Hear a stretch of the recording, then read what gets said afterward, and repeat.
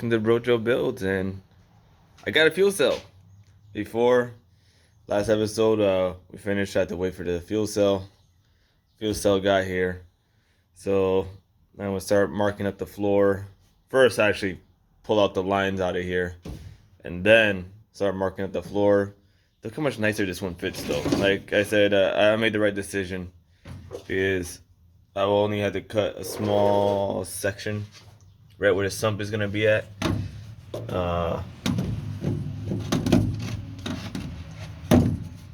Right there. So just stay. Alright. Yeah, I just want to cut just a small sliver. Fold it down, and let's see if I can use that same section to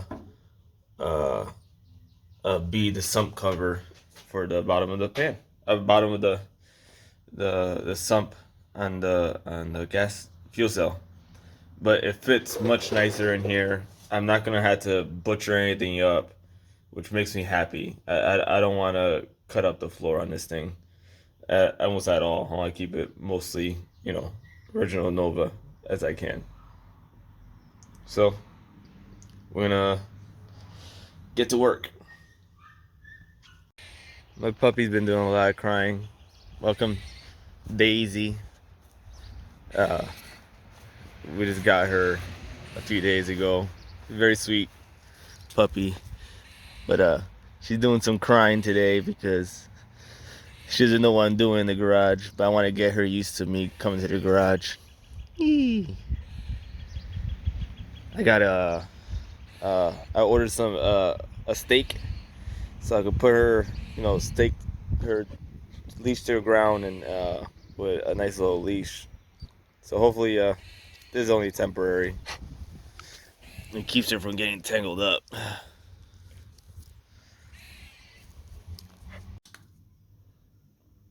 Well, this might be the end of today for me.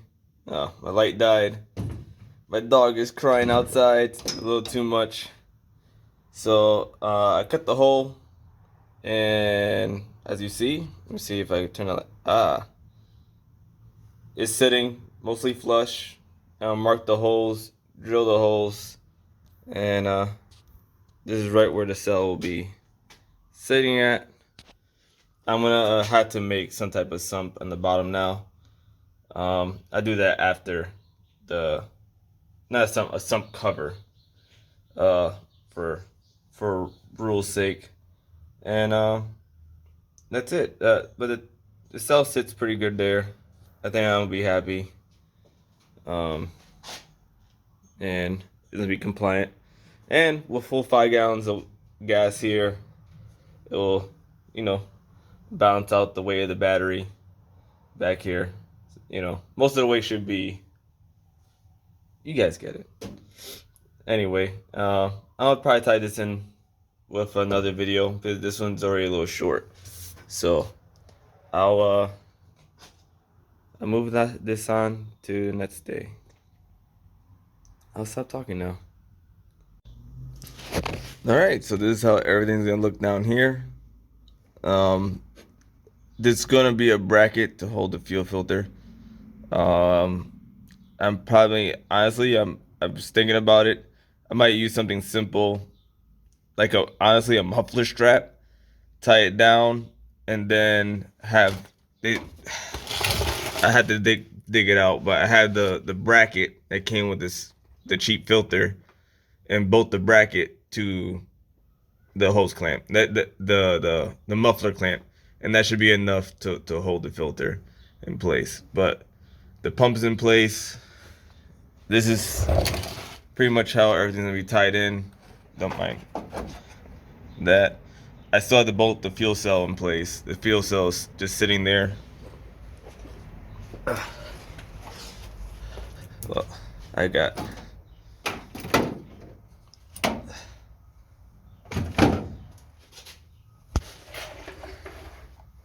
so the cell, the vent for the cell, and the same line actually worked out perfect. And there's just, all the tools I've just been using, but it's just gonna be the cell, battery. I'll run the ground wire to the shutoff switch, and then I already have the fuel pump fused, so just hook up to the line that was originally going other uh, to the other pump, and back here it should be all set. So then just gonna probably clip in to the next day, and I'll move on to the front and what I'm gonna do there with the regulator and the line going to the front.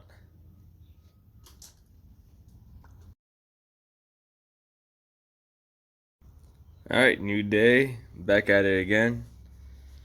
Again, I can't I could probably do this all in one day. It's just I work second shift, so depending on how much time I had during the day, I'm able to sneak over to the garage, get things done. So technically, everything I'm doing for this fuel system can be done on a Saturday, on a weekend, a weekend type project. But like right now, I'm working on it during the week, so an hour here, hour and a half there. Before you know it, you're already done. So enough of that. What I got going on here now is I got a little bracket here. This is gonna end up going on the firewall, and this is the regulator bracket, and the regulator will probably be bolted up here. I was able to just pretty much get fittings, reuse fittings off of other things, and then even fittings that were already on the car, and get it going, and like get it to work for me. The only thing I need to change is this fitting right here, because the way it's gonna lay out, that 90 is gonna be pointing straight up. But luckily for me, I have my old pile. I had a fitting, so I'm just gonna take that part out of it, slide it in there, and it should be golden. So this is what I ended up with. I'm just gonna turn the gauge up a little higher so I could actually see what the reading's at. But other than that, it's probably gonna be pretty much right where is that right now. Regulator here, and the way the lines are. I like having separate lines because if you go to do a jet change, you appreciate it so much faster because you're able to get to the jets immediately. You take the 4 bolts from the bowl, you take the bottom bolt, drain the carburetor, and then the bowl can come right out. And whenever you have a log, it's just like you have to fight with the log as well. And this way, you don't even have to take the lines off. It's just one less step to do. And when you have the track, you kind of just want to. The simpler it is, the better. You're there to mostly make passes, make small changes, and stuff like that.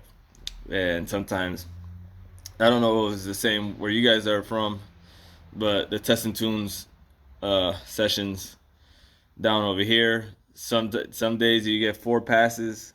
Some days, you could get a lot more. So, on those days that you can only get four passes or so, you gotta make them count because you don't want to end up missing a test session and then go down to 3. And for me, I travel 2 hours to get to the racetrack. Towing a trailer, so you don't want to waste your time. Anyway, enough ranting. This is where it's gonna be at. The next step is to go over, tighten all the lines. Like I said, I want to move this gauge so it's pointing up a little bit more. Tighten all the lines, tie the lines up, and then and that's it. Put fuel to it, check for leaks, and see what happens. So I lucked out and pretty much didn't have to buy not one fitting. I bought fitting adapters for the cell, but I was able to pretty much reuse all the stuff I had. So I lucked out there. So the next thing you'll see is us, everything tied up, checking for leaks, and then this thing running.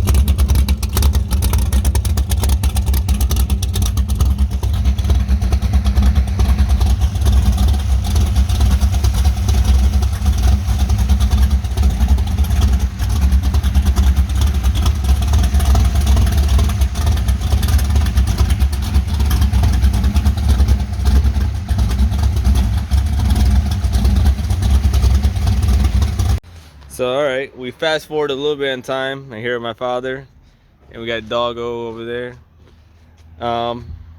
Everything's all set. As I showed you while the car was running, the fuel system, checking for leaks, everything is as it should. This is what we chose, you know, the layout. Like I said previously, I like having the bowls on two separate lines, because when you go do a jet change, you just unbolt it and you don't have to worry about having a fuel log and everything's tied together. It's a pain in the booty. This way, it's much easier to deal with. And the new pump regular setup is working fabulously. Timing locked on, so we're ready to go. So next Friday, this coming Friday, I don't know when the actual video will come out, which I should be coming out probably by next weekend. I imagine the following Sunday you will see this car in action and seeing what she actually did. It's definitely gonna be much quicker than the 1080 that it did. So I'm excited, and we could showcase how fast we could go with this budget built car and engine. And I have some other things that to help improve going forward. This whole fuel system change for me was just a fuel pump that pops. How long you had the fuel pump inside the house? 23 years. Yeah, it's a pump that's 23 years old. You know, 20 plus years old at least. A filter that I had bought, it was like one of those cheapo filters, and most of the fittings I reused, so you know, no new fittings. These fuel lines came with the car, so there's certain things that I got with the car that I just reused. And yeah, so the return line was plenty long enough, so I ended up having to cut like almost 2.5 feet off of it. So, and we were able to use it as a feed line, and we have it as a deadhead setup. The fuel pump has a built-in bypass, so it's designed to work that way as well.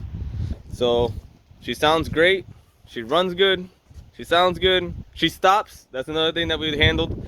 It turns out the push rod, again, when you pick up a project, if I could a lesson is, you know, check the car thoroughly. The push rod for the master cylinder was too short, so I wasn't getting the full throw of the pedal, and stopping this thing was terrifying. That's all handled now, and the car actually locks up the brakes. Before you hit the pedal, it was like stepping your pedal and mashed potatoes. So it now is much firm. It's a firm pedal. You feel confident. You know, I want to feel confident stopping this car at the end of the traps. But enough of me talking.